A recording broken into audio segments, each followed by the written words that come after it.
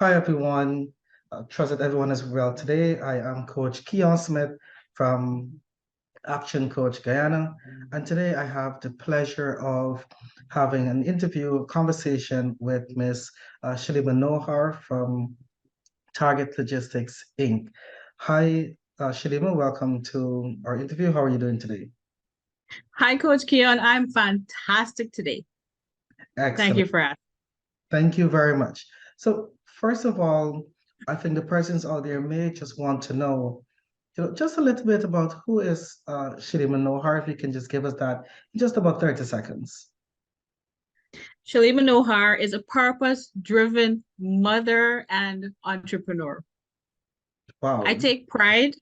I take pride in growing myself, and as a result of that, I can be the best mom possible and also the best team leader. One of my core values is to leave a legacy for myself, my family. excellent. Thank you very much, Shirima. That was well said and excellent use of time. Now, Target Logistics Inc., we're hearing the company's name. Can you tell us a little bit about the company, what it does? Just give us that little brief bio. Target Logistics is a full service shipping company. It was founded a little over 12 years ago as a sole trader establishment where we serve the personal customers. We got incorporated in 2018 after a really big collaboration, and we were able to secure our warehouse partner in Miami, thereby allowing us to serve a wider population in Guyana. We are now, in addition to serving personal shoppers, we are now serving corporate Guyana. We move ocean cargo, we move air cargo. And one of the biggest reasons why our customers love us is because we offer a personalized consolidation service, and our customers are able to rely on us because we provide honest and timely updates. Wow, that sounds definitely sounds like one of the Also, yeah, and the door-to-door delivery is another reason why they love us. beautiful. So from providing excellent service to make sure that you have honest follow-up and feedback, I think that's really, really important. And persons receiving their packages in their convenience, I think that's really, really good as well. So congratulations on that. Can I just ask you, Shalima, what has been your biggest learning from the time that your business would have started 12 years ago to date? The biggest thing I've learned from then to now is that I'm not an island. I thought I was.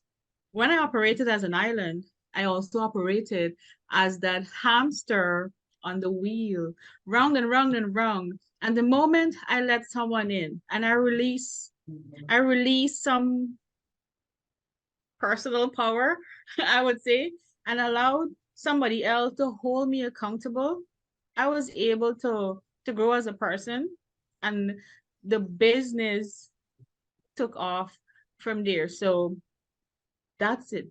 Not operating as an island.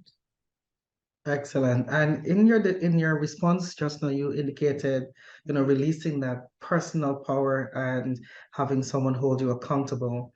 Can you just shed some more light on that so our listening and viewing audience can understand what you mean? I mean, my personality is that I don't like to be told to do things. I like to do things my way, and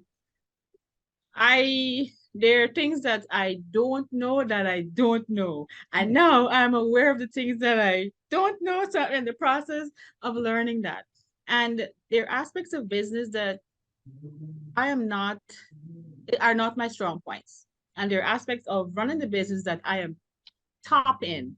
So So, once I was able to not identify, because I knew, accept it because somebody else pointed it out. And another thing is numbers don't lie. At the end of the week, at the end of the month, when you run a report and you've been working so hard all week and all month, and the numbers are not what you want it to be, uh, you gotta accept. I had to accept that I need to let somebody to come in to assist with the finances, somebody to come in to assist with the organization because those are two areas that I really need improvement on.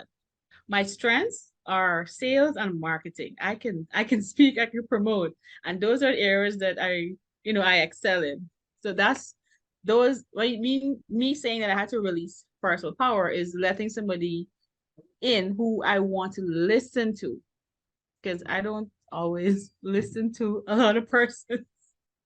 Excellent. That was very, very important. And coming out from your statement just now, numbers don't lie is very important for us to make sure that we are tracking those numbers within our business so that we can make informed decisions.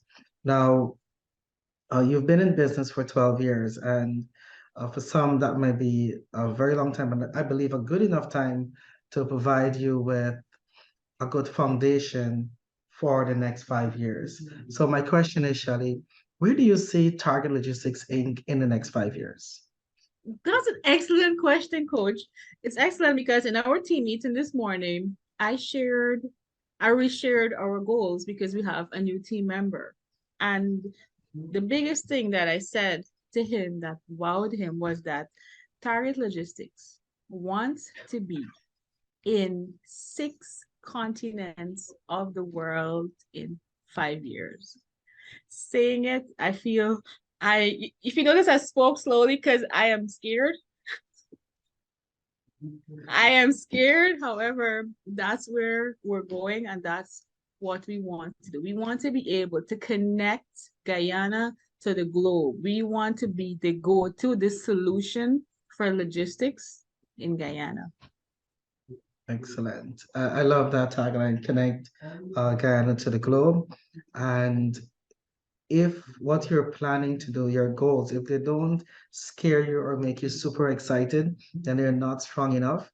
And the goals that can make you both I'm like, super excited and scared at the same time, it means that you are, setting what we call the BHAG, which are big, hairy, audacious goals. So congratulations on. I remember learning that from my Road to Grow training that you facilitated. Yes, yes. It's very, very important to keep those goals in mind and plan towards getting them done. Now, as you're growing as a leader, there are things that you would learn from business itself. What have you learned about yourself, being in business for the past 12 years? What I've learned about myself being in business for the past 12 years is Yeah. that I rely on, not what I rely on. I had to learn to write things down because I think I know. For example, last night in my quiet time, I thought of at least 6 or 7 things. I had nothing to write them down on, and I don't remember. I need to write things down to refer and also to follow a calendar.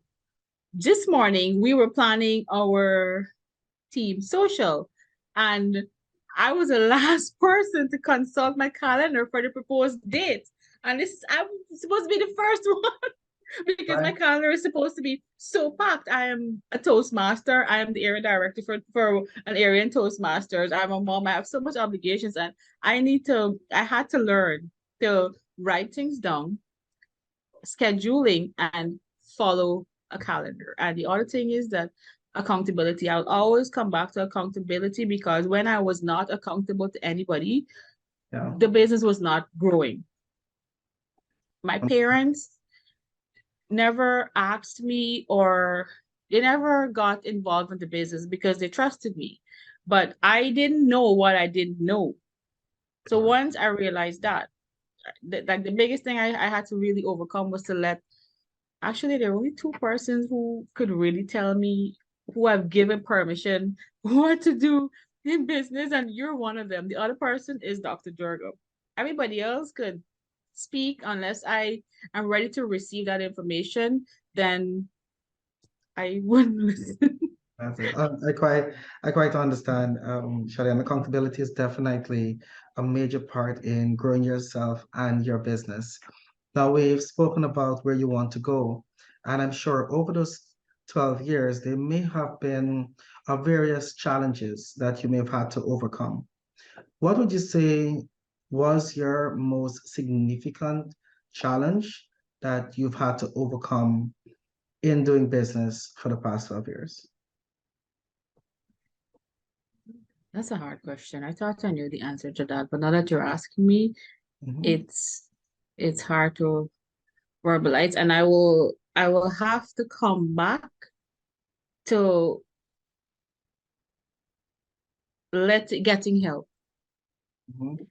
It is easy for me to ask for help now. I never asked for help before.